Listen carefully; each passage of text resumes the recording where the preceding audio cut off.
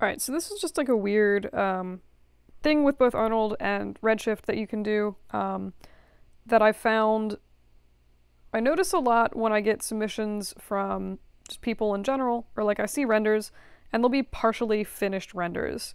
And what I mean by that is, you go through and you're like waiting, you're waiting, you're waiting.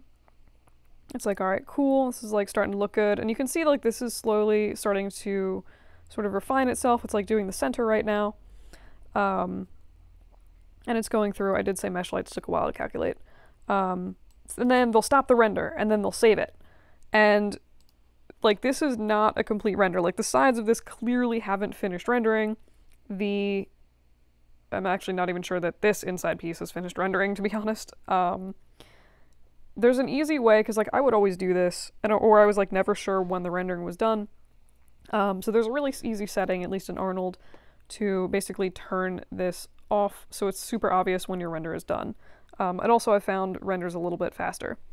But if you go into render, so right now it's just going through, and it's re-rendering, gross.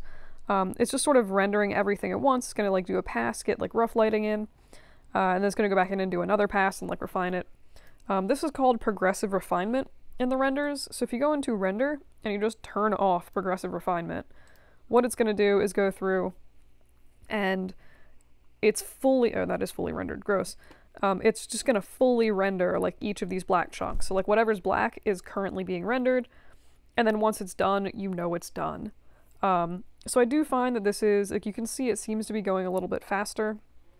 It's also just much more obvious when your render is actually finished. So usually if I'm testing textures and stuff, I'll leave on Progressive Refinement, and then at the end I will just turn it off so that I can very clearly see just like when my render's done.